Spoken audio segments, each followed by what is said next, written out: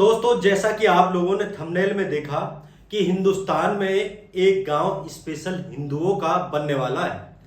कहां पे बनेगा, कौन बनाएगा, सारी डिटेल हम आपको बताएंगे। कब बनेगा और कितने दिनों में बनेगा और उसमें कौन कौन सी जातियां रहेंगी, सारी डिटेल हम आपको बताएंगे।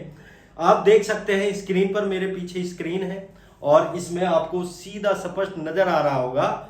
धीरेंद्र शास्त्री ने ये घोषणा की है, यानी अपने शब्दों में ये कहा है कि हिंदुस्तान में पहला ऐसा गांव होगा जो प्योर हिंदुओं का होगा।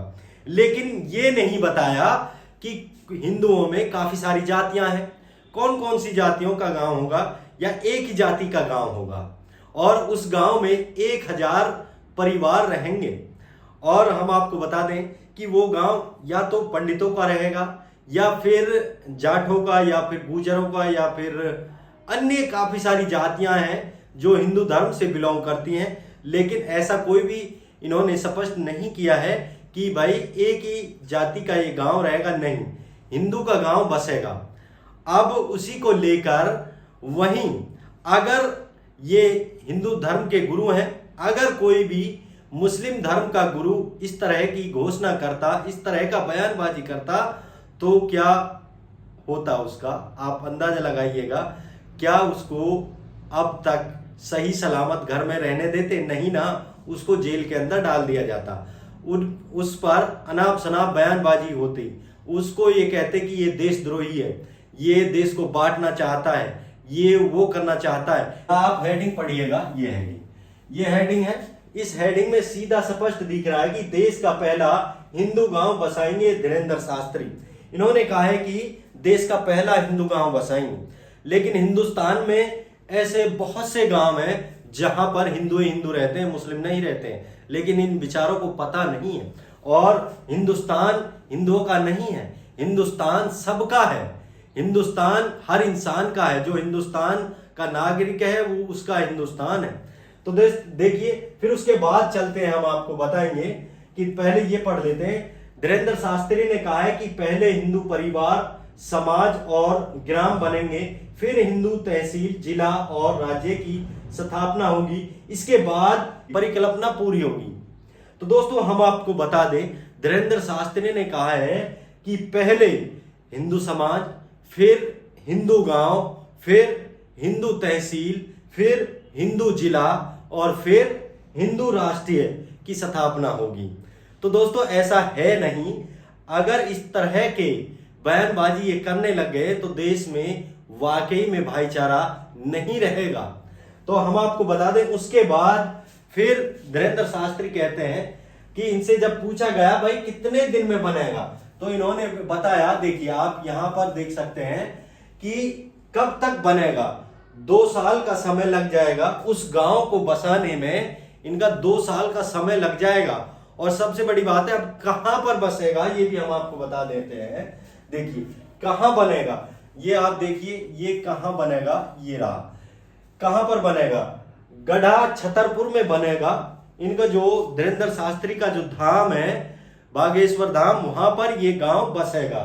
अब इसकी जनसंख्या कितनी होगी? इसकी जनसंख्या यहां पर आप देख सकते हैं, इसकी जनसंख्या 1000 हिंदू परिवार की होगी। उसके बाद फिर ये जमीन कहां से आएगी, कौन इसका जमीन देगा और कौन इसमें लागत लगाएगा? जमीन कैसे मिलेगी? जमीन समिति आवंटित करेगी, यानी जो बागेश्वर धाम की समिति है वो नीलाम करेगी। उसके बाद 1000 परिवारों को बसाया जाएगा। फिर शर्त क्या होंगी?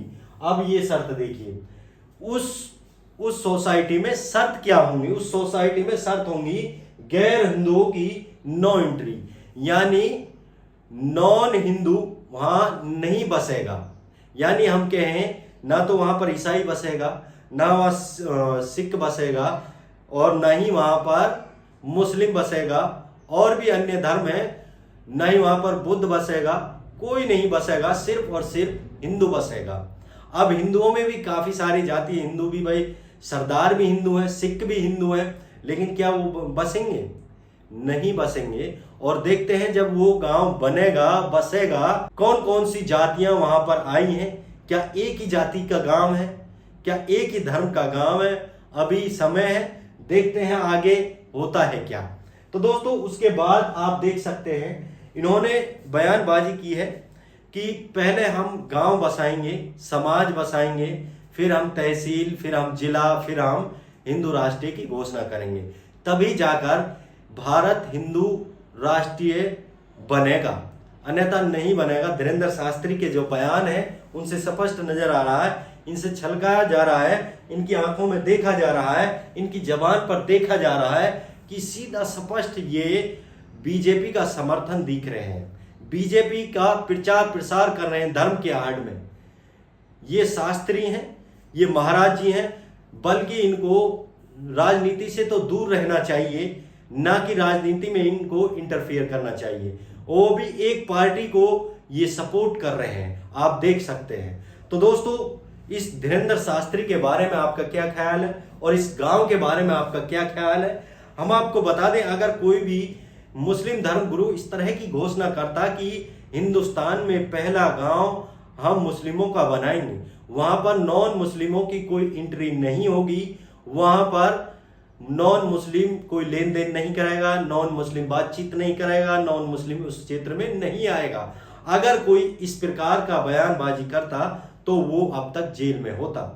धीरेन्द्र शास्त्री खुले डोल रहे हैं। तो दोस्तों इस खबर के बारे में आपकी क्या राय, आप हमें कमेंट करके जरूर बताइएगा। फिर मिलेंगे अगली वीडियो में, तब तक के लिए दीजिए हमें इजाजत। खुदा हाफिज।